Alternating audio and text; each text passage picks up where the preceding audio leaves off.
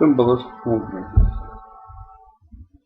The fifth school of symbolism appeared in the late 19th century in France, in America, in England, because modern poetry is universal in spirit. A school appears and becomes more popular all over the world. This don't matter that much because of the universality of the modern poetry. We must answer some questions about symbolism. First, what is a symbol? Second, why did this school appear in the late 19th century? Third, why do we call the poet of this school symbolists? Fourth, how many kinds of symbols do we have? Fifth, who is the best representative of this school in this literature? We can answer the above questions when we understand that. We can move to the practical side of our course, which is to begin having a look at the poetry of symbolism.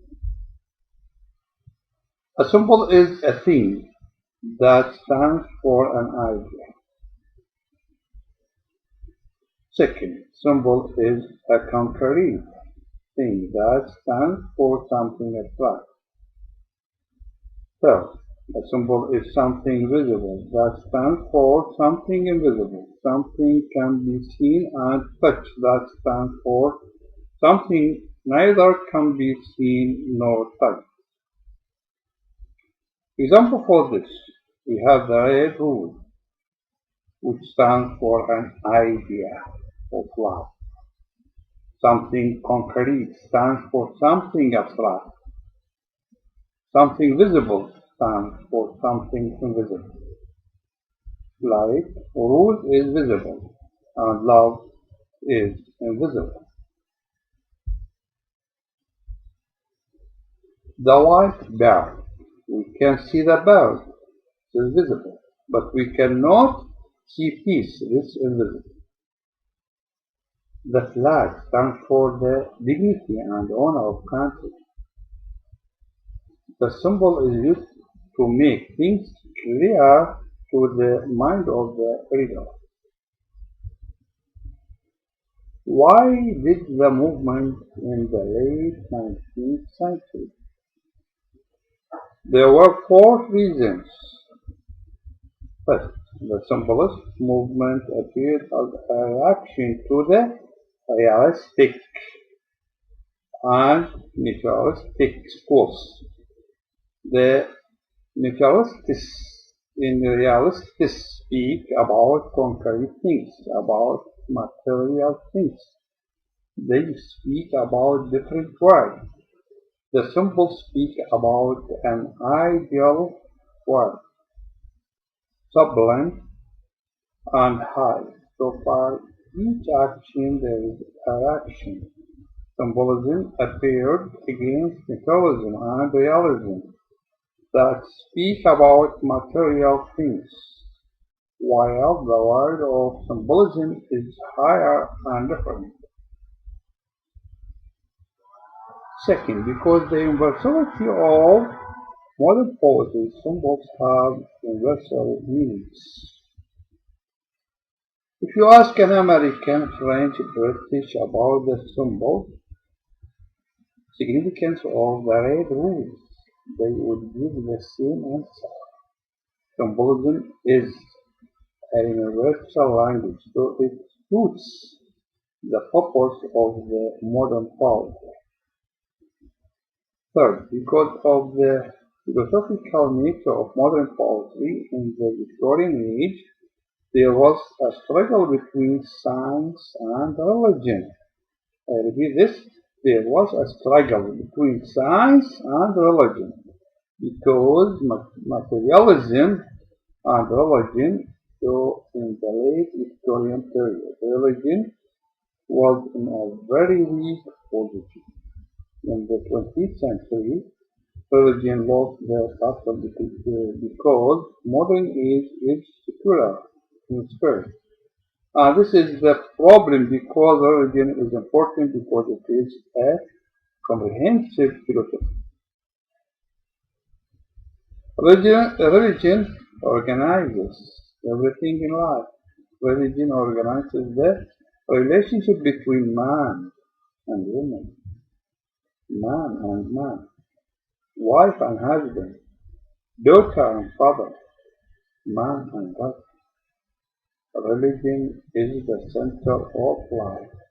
So when religion disappears, there will be new philosophies begin appearing to take off religion, like communism, realism, expressionism, realism. Each movement of those had its philosophy. So, when we have many of philosophies, we have a great number of ideas and how to express these ideas through symbols. We could express these ideas. The answer is through symbols. So this is the most important reason for the use of symbols to express the idea of these schools, philosophies, and movements. I repeat again, so this is the most important reason for the use of symbols to express the idea of these schools, philosophies, and movements. Four, because of the interest of psychology. The 20th century is the age of psychology. The 20th century is the age of psychology, with the theories of Freud, Elder Young. Interest became so strong. Interest became so strong at remarkable psychology. The physical side of man is visible. The physical side of man is visible, but the psychological part is not visible. So when we speak about the psychological part of man, the psychological disease, the psychological forces inside man, the psychological disease, the psychological forces inside man. These are abstract, invisible. These are abstract, invisible. So because of the interest in psychology, the poets found themselves obliged to use symbols. Those poets use symbols out of necessity, not to cure their muscles. Symbols are always in literature, so why do we call this the Symbolist Movement? Because of two reasons. The first reason is because of the heavy reliance on symbols, because of the great number of symbols that appear in one poem. If a poem contains philosophy and psychology, the number of symbols would increase, but we may find about 30 symbols in a poem in the Symbolist Movement. Second, because of the two kinds of symbols for the first time. A. The archetypal symbols, tradition symbols, like the rose, the bird. We call them traditional symbols because they have traditional meanings. Their meaning.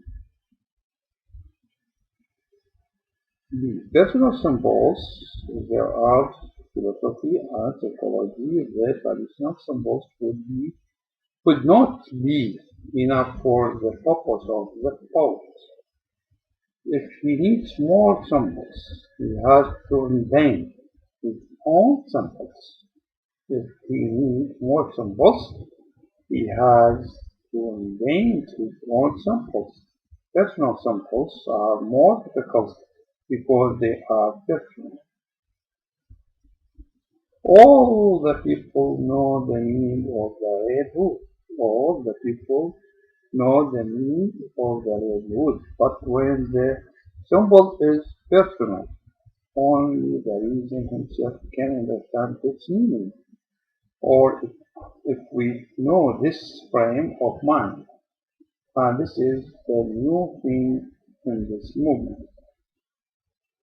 The best representative of this school in this respect is W. Yeats, the Irish poet, symbolist in English literature. Thank you for your listening and all the best for all my students.